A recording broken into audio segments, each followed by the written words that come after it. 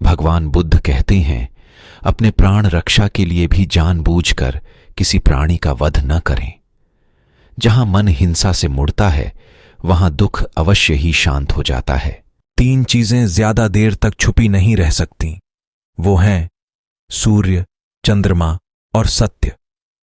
जिस तरह सूर्य रोज प्रत्यक्ष दिखाई देता है, चंद्रमा भी दिखाई देता है, उसी तरह सत्य कभी न कभी सामने आ ही जाता है।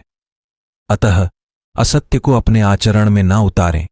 उससे दूर रहने में ही मनुष्य की भलाई है। जीवन में किसी उद्देश्य या लक्ष्य तक पहुंचने से ज्यादा महत्वपूर्ण उस यात्रा को अच्छे से संपन्न करना होता है।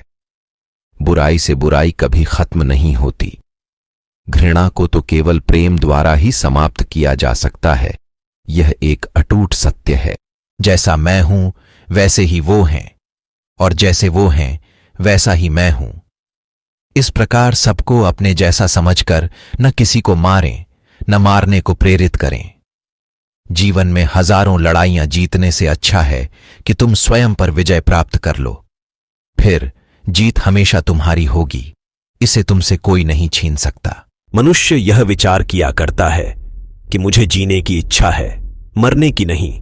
सुख की इच्छा है, दुख की नहीं। यदि मैं अपनी ही तरह सुख की इच्छा करने वाले प्राणी को मार डालूं, तो क्या यह बात उसे अच्छी लगेगी? इसलिए मनुष्य को प्राणिघात से स्वयं तो विरत हो ही जाना चाहिए। उसे दूसरों को भी हिंसा से विरत कराने का प्रयत्न करना चाहिए। वैरियों के प्रति वैर रहित होकर अहम कैसा आनंदमय जीवन बिता रहे हैं। वैरी मनुष्यों के बीच अवैरी होकर विहार कर रहे हैं। पहले 3 ही रोग थे, इच्छा, क्षुधा और बुढ़ापा। पशु हिंसा के बढ़ते बढ़ते वे 98वें हो गए। ये याजक, ये पुरोहित निर्दोष पशुओं का वध कराते हैं, धर्म का ध्वंस करते हैं। यज्ञ के नाम पर की गई यह पशु हिंसा निश्चय ही निंदित और नीच कर्म है। प्राचीन पंडितों ने ऐसे याजकों की निंदा की है।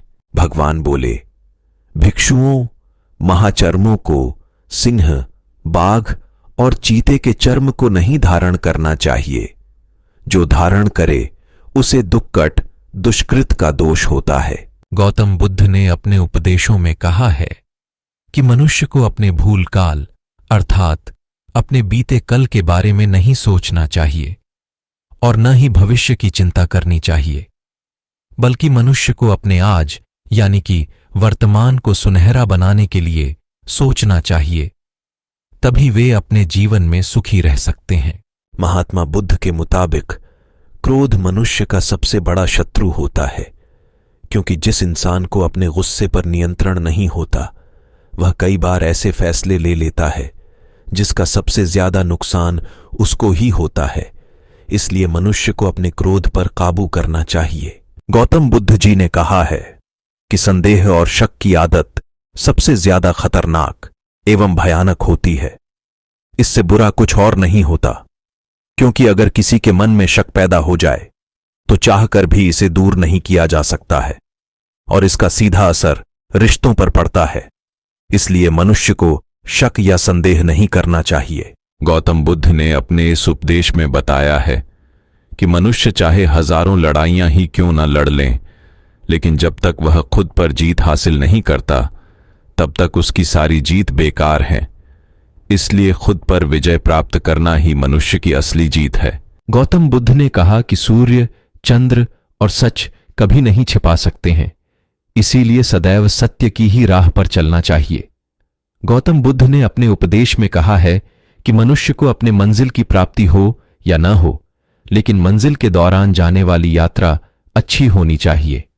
गौतम बुद्ध ने अपने उपदेश में कहा कि बुराई को कभी बुराई से खत्म नहीं किया जा सकता है, बल्कि इसे सिर्फ प्रेम से ही जीता जा सकता है।